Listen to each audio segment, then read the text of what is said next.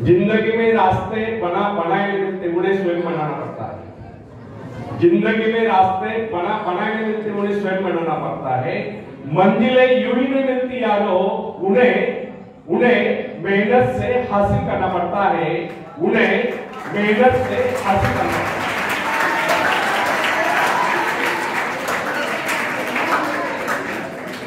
Friends, जब सागर शांत हो तो जहाज के चालक को अधिक होशियारी से जहाज चलाने की आवश्यकता नहीं पड़ती। लेकिन जैसे ही तूफान आता है और जहाज डूबने का खतरा पैदा होता है, तब यही चालक या कप्तान अधिक सावधानी बरतने लगता है।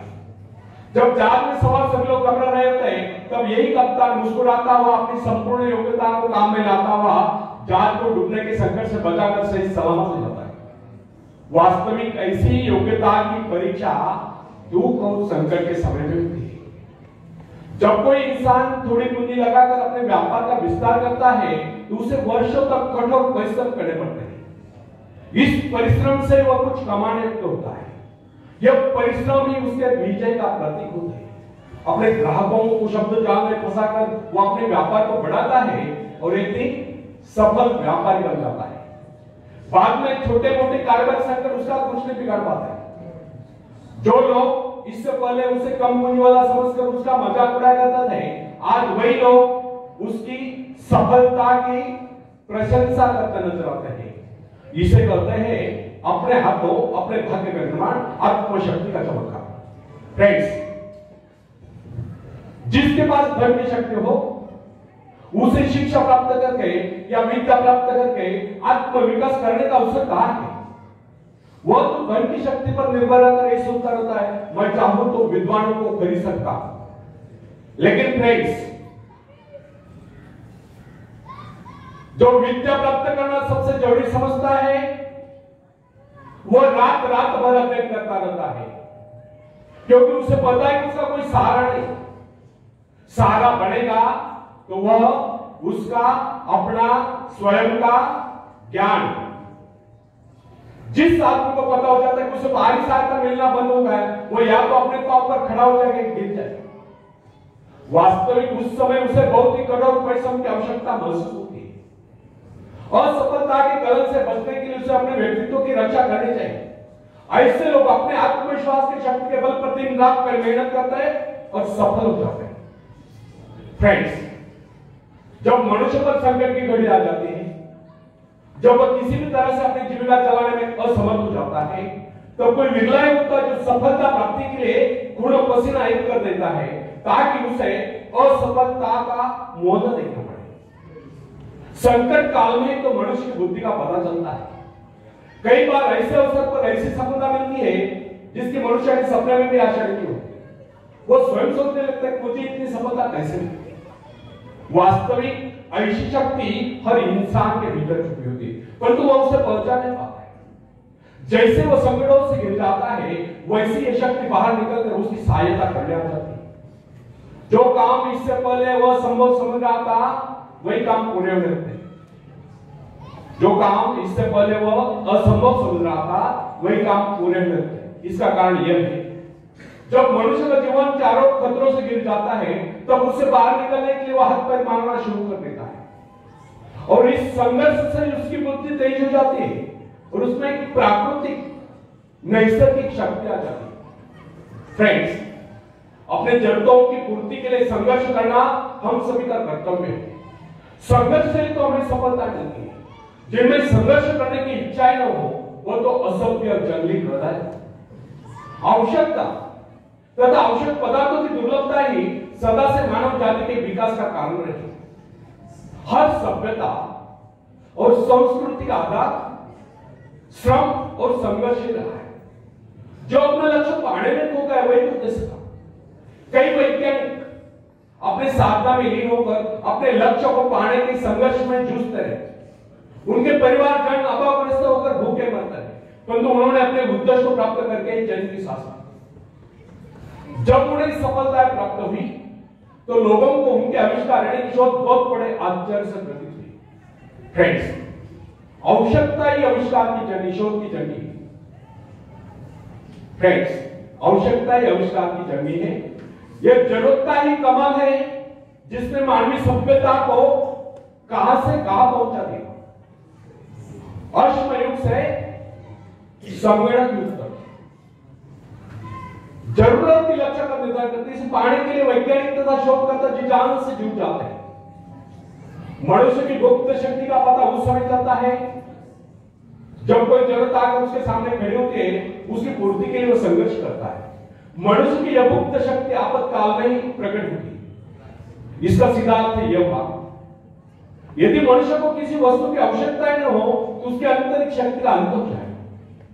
बाहरी सहायता लेने से भी इस आंतरिक शक्ति को बाहर निकलने का अवसर नहीं मिलता।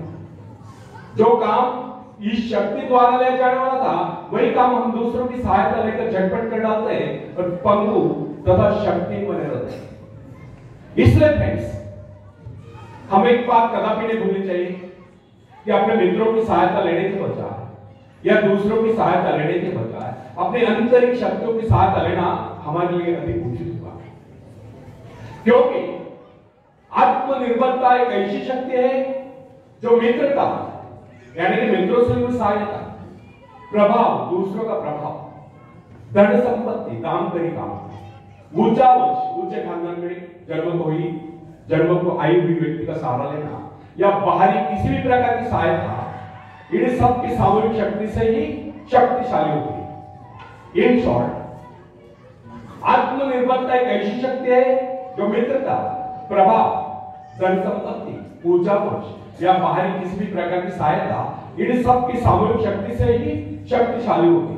आत्मनिर्भरता की सहायता लेकर मनुष्य भीषण से भीषण बाधाओं को भी पार कर जाता है, भयंकर कठिनाइयों पर भी विजय प्राप्त करता है, बड़े से बड़े आविष्कार की शोध करने में भी सफल हो जाता है।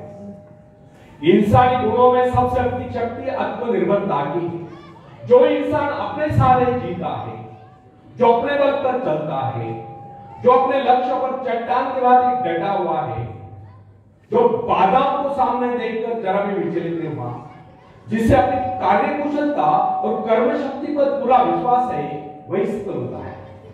सत्य, पवित्रता और सुंदरता पर प्यार करना मनुष्य का स्वभाव है। जो अपने मौलिक विचारों के बल पर जीता है, जिसके कुछ सिद्धांत है जिन पर वह अड़िग रहता है, जो अपने उसूलों पर दृढ़ता से कायम है, लोग उसे आश्चर्य से देखते हैं, उसके अनुयायी यानी कि शिष्य बनने का प्रयत्न करते हैं, क्योंकि लोगों के दृष्टि में वो महान है।